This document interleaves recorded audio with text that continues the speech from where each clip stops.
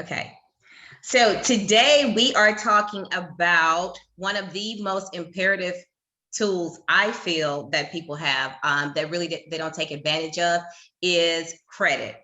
Welcome to Wealth Matters Saturday. I am Denise Hadnott, and I have a very special guest with me today, Miss Karena Simon with Go Deluxe Financial. Welcome, Karena. Thank you. Thank you for having me. You are very welcome. First off, if you don't mind, just tell us a little bit about you and Go Yeah. Deluxe Financial.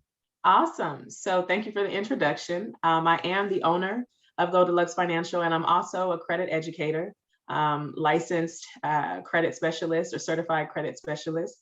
And Go Deluxe Financial, we pretty much offer credit restoration services as well as credit counseling. We are registered and bonded in the state of Texas, which is a key thing in compliance in this industry. Yes, it And is. we help our clients, for the most part, get prepared for home ownership, clear up challenges with their credit, answer any questions they may have, and just help them overall achieve their goals. So I'm happy to be Good. here. Well, here's the thing. Right now it's homeowner season. Right now it's time Mhm. people are ready to go and purchase homes right now. Being in real estate for so long, that's like one of the main things that people have problems with is their credit. Yes. They a lot of times don't understand their credit. They don't know, haven't seen their credit, Right. just have no idea of like Yep. where to even start. Yes. So today, let's kind of talk about the steps to prepare your credit Mhm. for home ownership. So Yeah. I'll let you kind of chime in about the steps to prepare your credit. Sure. So you hit the nail on the head as it relates to many people just kind of being out of the loop and not understanding where their true credit position sits. Mhm. And then sometimes people begin that pre-approval or that initial process and get a rude awakening. So the first step for me is always to pull your credit reports. Number one, you can always do annualcreditreport.com because of course that's going to list all of the data on your three major credit reports. It Right. will not provide you the score though. However, due to the pandemic, we have been able to pull our annual credit reports once a week instead of once a year. Now, last I was on the website, it was until April 2021, and I'm on that website often for our clients. That date may have been extended, but you still have some time if you want to pull that. So that will be step one. If you are preparing for home ownership, you definitely want to go to myfico.com to see your mortgage FICO score. That is going to vary drastically. And I don't mean that in a scary way, but it is a very different score than the score you're going to see when you're checking your Credit Karma, Credit Sesame, Credit Wise, and all these other platforms, right? There are But different that was something versions. I was just about to ask you about. Mhm. That was Yep. something I was going to ask you about. So, are you saying people shouldn't go to Credit Karma when they're trying to buy a house? Because Don't. I have found that people when they call, they're like, "Well, I see my credit score. Where did you see it? Credit Karma." Mm-mm. And they run with that story, and they're like, "My score is a 680." No, it's not. And I'm like, No, you nailed it. And I say jokingly, to clients, Credit Karma is not your friend. Credit Karma is the friend that tells you look okay when you look a little messed up, right? And you maybe should change. right. They dress it up nice. They're Now not I'm your not real going to friend. say Credit Karma. It's not a fake score. It is a version of it, but it's not the version that lenders are looking at. So lenders use FICO scores versions 2, 4, and 5. The Right. only place to see the mortgage FICO score that a lender will use to assess you is on myfico.com. That's the only place you can see your mortgage score without having your credit pulled. So Credit Karma is free because it's limited data, and they only pull data from two bureaus, Equifax and TransUnion. And then after, what is it, March 31st, they will no longer be pulling from Equifax. It'll just be TransUnion. So they'll only be, Really? or one or the other, they're switching it, but basically they're only going to be pulling data from one bureau starting April onward.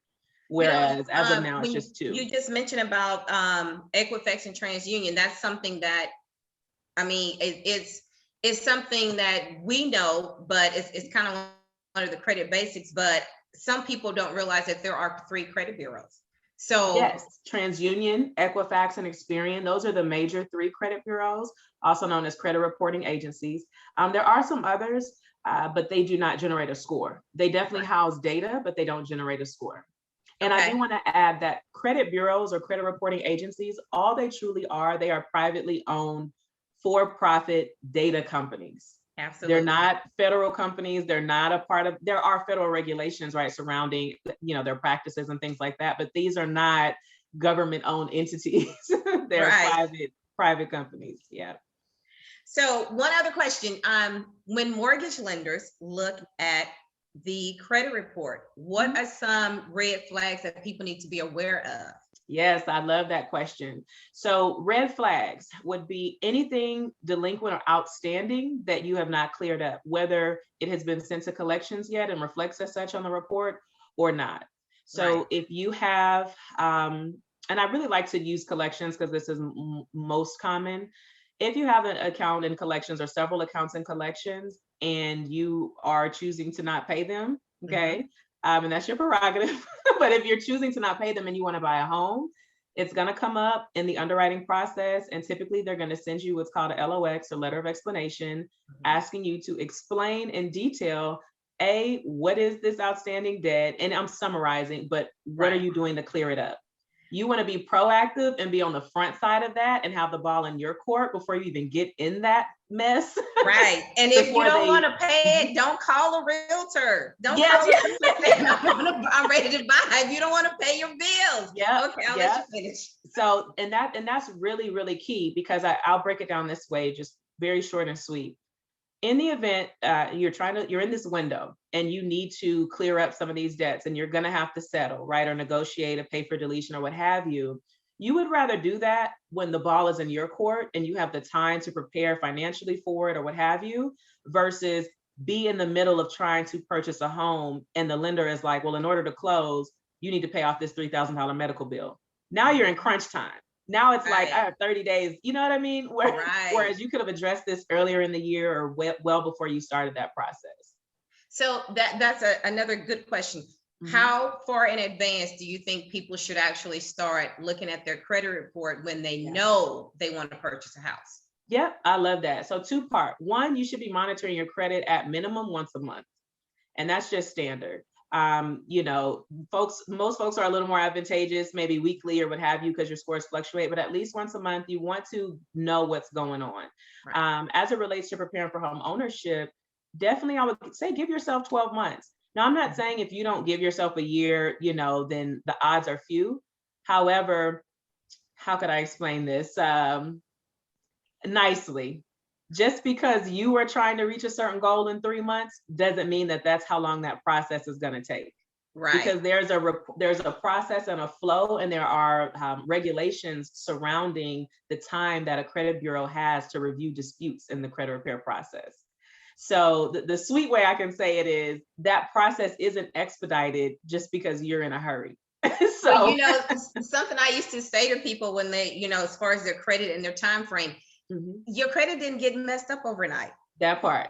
So it's not going to just improve overnight. It takes time. Yeah, and I'll speak. So I know there's a lot of misinformation out there, and I know that there is a narrative with certain credit repair companies or the marketing, and I know that it gives this false sense of credit repair should be this quick overnight thing.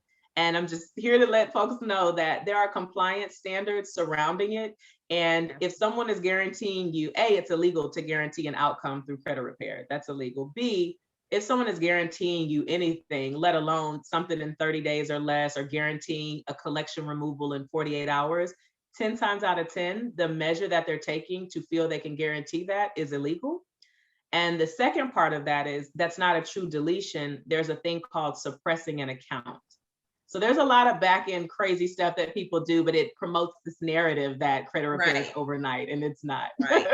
Right. And that's how a lot of people will choose who they work with, because they'll think, oh, well, this person, they can go ahead and get it done within a couple of days. I'm gonna go ahead and spend the money and go there. So you're absolutely right. And to that point, but then when that item comes right back on the report in a couple of weeks, or when you're about to close and you're like, I paid somebody $1,000 because they do it in 48 hours. I don't think a lot of people realize that can happen. Yeah, it absolutely it can happen. Yeah, especially if the method or the approach was non-compliant with the true process of credit repair. If someone did, I'm just going to say something janky, right? It wasn't really a deletion to begin with. So that's why once the bureaus recognize it, they put it right back on your report. And typically that happens at very inconvenient times, like when you're trying to close on a house. Right. So that's why people should find someone like you that's certified. Yeah. And you have the knowledge and you don't mind educating people so they understand what it takes. So where can people find you if they're looking to purchase a home and they want to start this, making sure that their credit is right? Because at Wealth Battle Saturdays, I like to tell people this is where you come to get the knowledge to get ready. So you don't have to, you need to stay ready so you don't have to get exactly. So go ahead and be prepared. I always welcome people to visit our website, www.GoDeluxeFinancial, and that's GODELUXE financial.com. And pretty much schedule a free consultation. So you can schedule a free 15-minute consultation. We can speak, kind of learn about your goals, some of the challenges you've been experiencing. We can talk through our services and how we can assist. And if it's something you're looking forward to moving on with in the call, cool. And if not, you're welcome to follow back up whenever you're ready. So that's the best way to get in contact with us, is to schedule that consultation on our website. Okay. Well, Karena, I really do appreciate you joining today. Thank you. I look forward to us talking more, because there's a lot about credit. It's a lot that I think, definitely we can get into. So thank you again. Thank you. Thank you so much for having me. And I appreciate it. No problem. All righty. Talk to you later. Okay. Oh.